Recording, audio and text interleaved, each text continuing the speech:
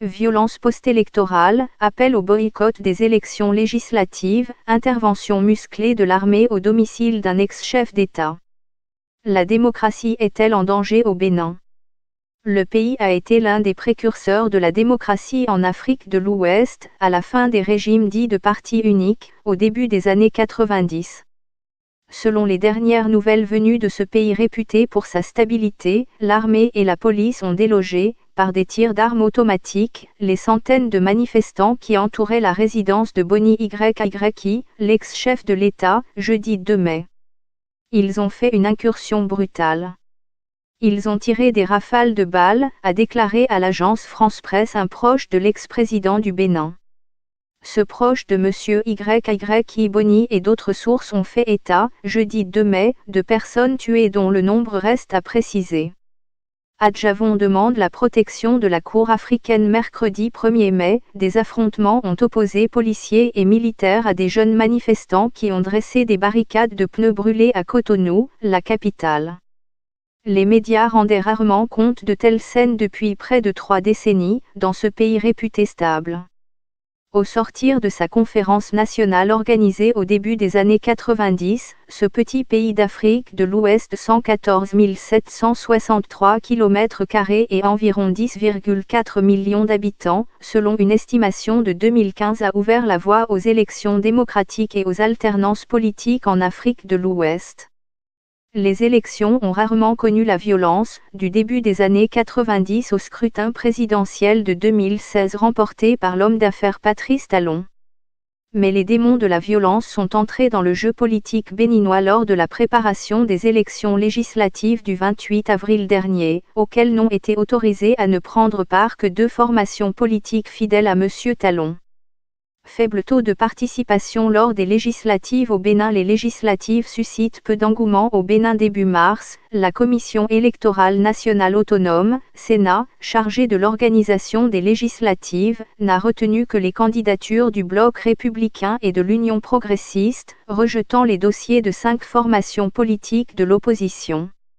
La Sénat estime qu'elles n'ont pas satisfait aux critères requis par le nouveau code électoral. Gilles Yabi, économiste et analyste politique béninois, président du comité directeur de Wati, un laboratoire d'idées citoyens d'Afrique de l'Ouest, estime que le pays est dans une impasse, une situation qui ternit son image. Le problème que nous avons au Bénin est nouveau, on bascule dans la violence. C'est très rare au Bénin. Ça nuit à l'image du pays où la capacité de dialogue permettait d'éviter la violence. Aujourd'hui, on est dans une impasse.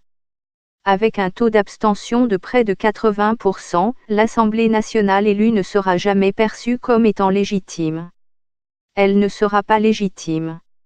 Certains observateurs estiment que le rejet de ces candidatures a le mérite de mettre tous les partis de l'opposition au même niveau. Pour d'autres, c'est le Bénin qui a perdu ses acquis démocratiques, d'autant plus que le scrutin législatif du 28 avril a connu quelques violences, avec des urnes saccagées à Parakou, Nord, notamment. Des associations de la société civile béninoise et des organisations de défense des droits de l'homme, Amnesty International, AI, en tête, ont signalé des coupures d'Internet le jour des élections législatives.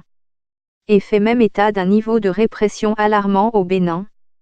L'opposition privée de législatives au Bénin, l'opposition réclame un amendement du code électoral. L'appel au boycott des élections lancé par l'opposition semble avoir été suivi par une forte majorité des 4,9 millions d'électeurs inscrits. Selon Emmanuel Siando, le président de la Sénat, le taux de participation s'élève à 22,99%, soit le plus bas de l'histoire du pays.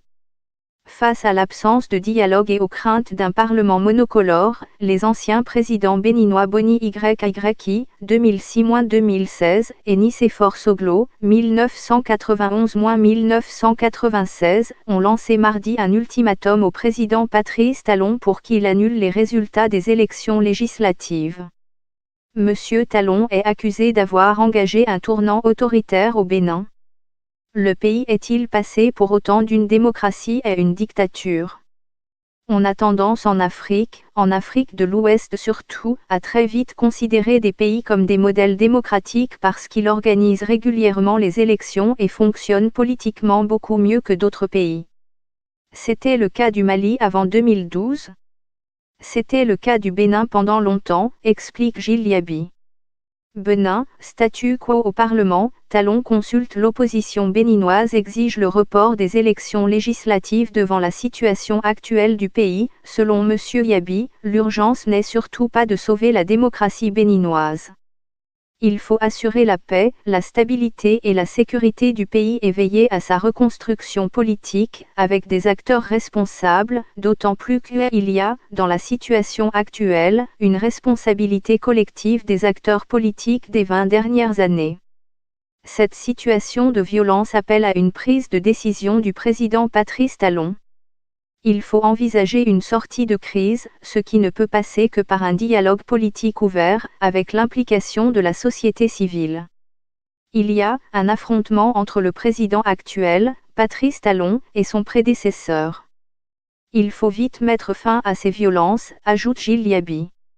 Regardez cette vidéo sur les rivalités entre l'opposition et le président Patrice Talon.